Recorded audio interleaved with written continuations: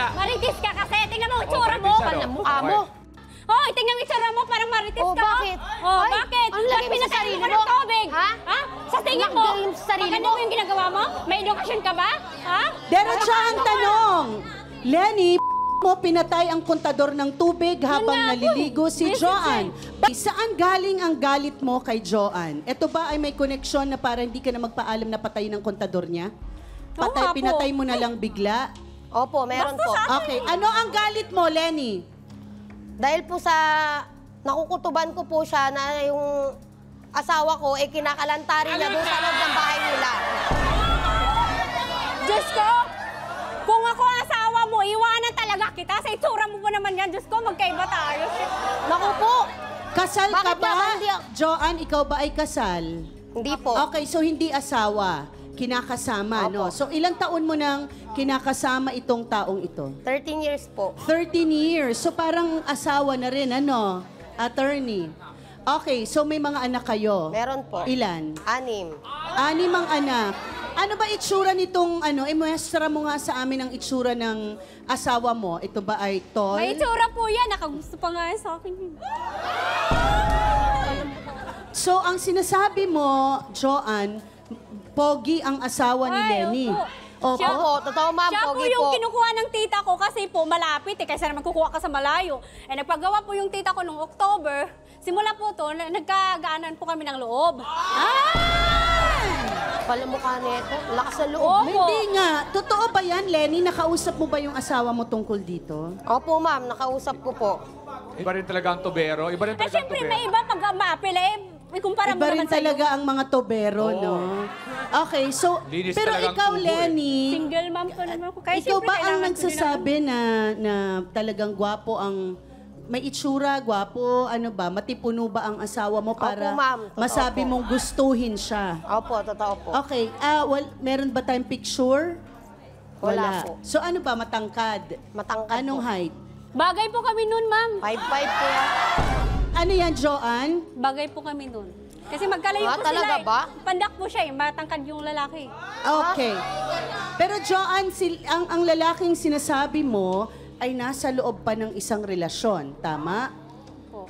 Okay, so medyo may mali na tayo doon, Joanne. Pero pag-uusapan natin kung ano ba talaga ang totoong nangyayari. Type ka rin ba nung nagkausap na ba Kung tayo kayo? pa, di sana iniwanan na kami.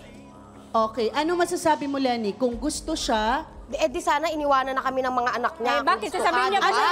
ka, ano sa tingin mo, bakit tumitingin ang asawa mo kay Joanne? Malay ko po lusyang na ata yan. Losyang, talaga ba? Bakit ikaw? Ang tingin mo sa sarili mo? Eh, maganda, syempre. Maganda ka talaga? Kaya pala. May anak ka na ba, Joanne? Yes po, 8 Ilan? taon isa lang. Kaya ka ba ganyan? Kasi kasing-kati na yung... Anong kinakasama, Ha? hindi din kami kasal. Isang taon ka nang hiwalay. May nangyari ba sa inyo?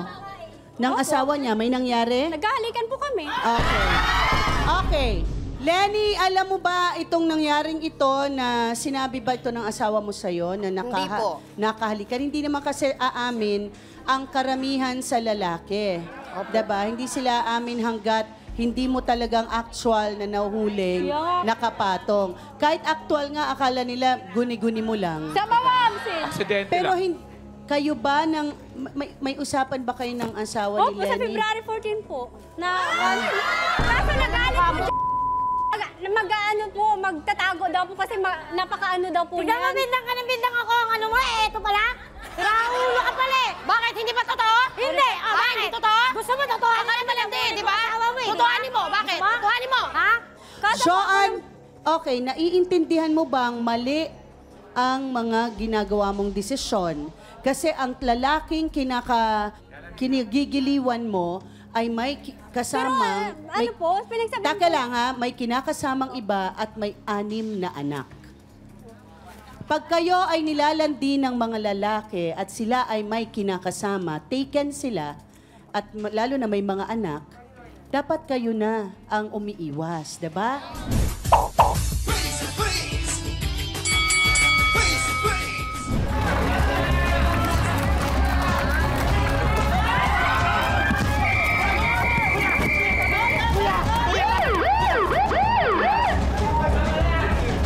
Wala nang away!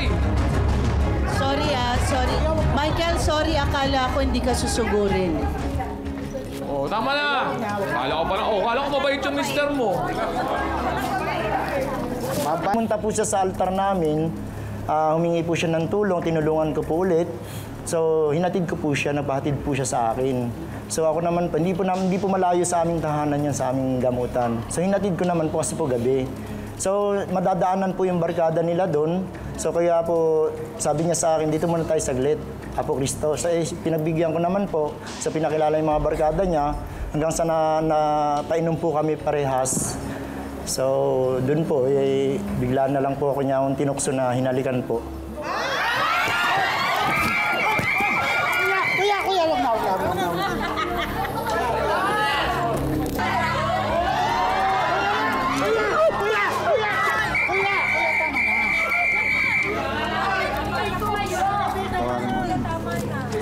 Kuya Michael, mamaya pag-uusapan natin yan. Be, humihingi ako ng sorry, be. Tunit, nadala lang talaga ako ng tukso. Hindi ko naman din ginusto Bakit talaga. may nangyari ba? Ano ba nangyari? Ano ba nangyari? Dahil kasi yung bigla niya akong hinalikan, tapos nadala ako ng damdamin ko. Mag-ready ka.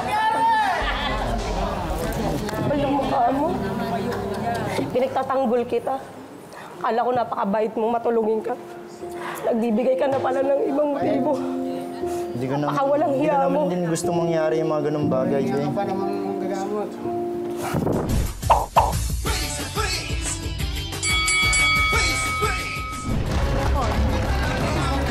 Tabi kayo ka, tabi kayo ka. Hiya ka. Pareho lang kayo. Paano ba, ma'am? Aling Mercy, tatanungin namin kayo, totoo bang gusto mong magpakamatay noon dahil sa ginawa ni Jabbar? Sa totoo lang man, matagal na kami. 2020, October 15, magtatlong taon. Niloko niya ko. Bago lang, 3 buwan niloko. May kasama, si Rose ang pangalan. Kung todo siya negra, mas maganda pa ko sa kanya.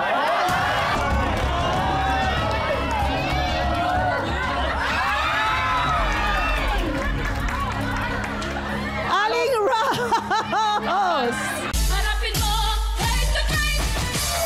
At maganda pa ko sa'yo. Aling Rose, may relasyon ba kayo ni Jabbar? Si Jabbar po, sinusundo lang po niya ako sa amin, pag ako nagtatawag sa kanya, kay maghihilot po ako. Tapos katulong po ako. Ngayon, service ko lang po siya. Nakita ngayon ito na nahawakan ko yung ni Jabbar. Akala niya, kabit ko na si Jabbar. Di nagpakatotoo na rin ako dahil sabi ko, hanapan mo ako ng bahay doon sa Timberland. Hinanapan naman ako ni Jabbar. Ngayon po, nung hinanapan niya ako, nakakuha ng maliit na para wala kasi pong pera. Siyempre, yung mamurahin lang na bahay ng kubo-kubo. Yun, nabigyan naman niya ako ng kubo-kubo yun. Sabi niya sa akin, te, dyan na lang muna ako sa'yo Te, ate? Oo, sabi niya sa akin, te, dyan na muna ako sa'yo makitulog kasi ayaw na niya akong tanggapin ng asawa ko, sabi niya. Kaya po, tinanggap So may relasyon kayo o wala? Wala kaming, nagtabi kami, pero yung lang. Sinungaling. Kumbaga, Nakita mo. Oh, kita-kita ni Tata. Abrasa pa kayo, ha? Labing pa. bakit? Galing. Ikaw.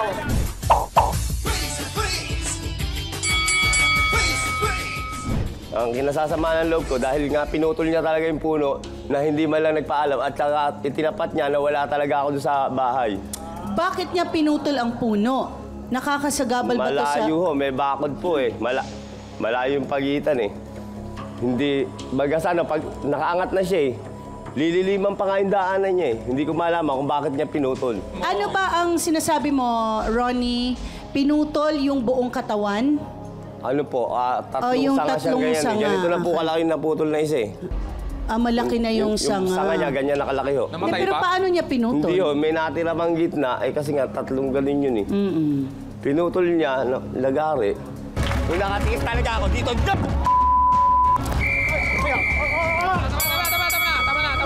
Tama na po. Okay na po. Okay na po yan. Okay na po, ha? O, kalma na po, ha? Kuya Robert, bakit mo pinutol yung puno? Yun.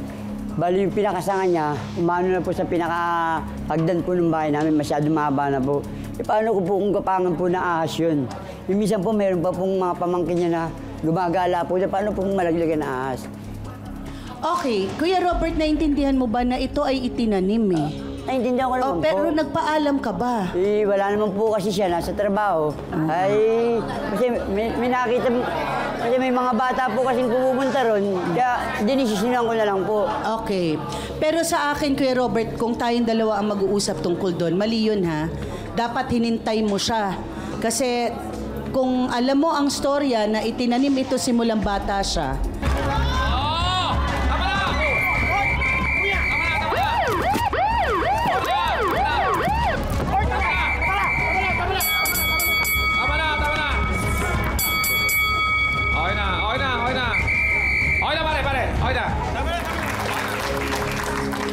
Raven, diretsahang tanong, bakit galit ka kay Robert?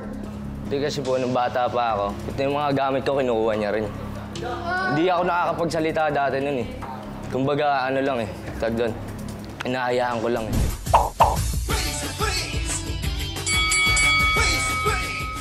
Hindi, ikaw. Anong gali mo? Ano meron ka ugali? Sorry ka, hindi ako balasip sa tao, hindi ako tulad mo. Oo, talaga. Teka, kayo ba ay matagal nang may alitan? Walang tumatagal Ikaw ang ako makapalag sa'yo.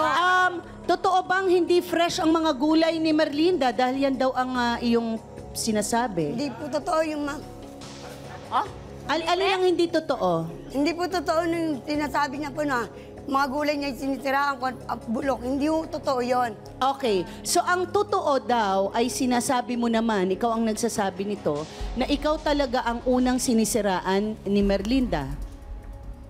Totoo ba yan na sinisiraan ka daw ni Merlinda? Ako po ang sisiraan niya. Okay. Kasi hindi naman, ang sagot ko naman po sa kanya, kahit siraan niya ako, pareho lang naman kaming paninda. Hindi ko naman hinangad ako, kumita na malaki at manira ng ibang tao. Ang naano ko lang, makakain kami, makabenta. Sinungalingan yung sinasabi Hindi mo. para ganon. Sinungalingan yan. Hindi totoo yan. Okay, kausap mo yung mga gulay? Oo, Okay. Teka, ano po ang sinasabi ninyo? Hindi po totoo ang sinasabi niya. Sariwang sariwat. Yun naman kahit ihampas ko sa mukha mo to, tumatayo pa rin. Ay.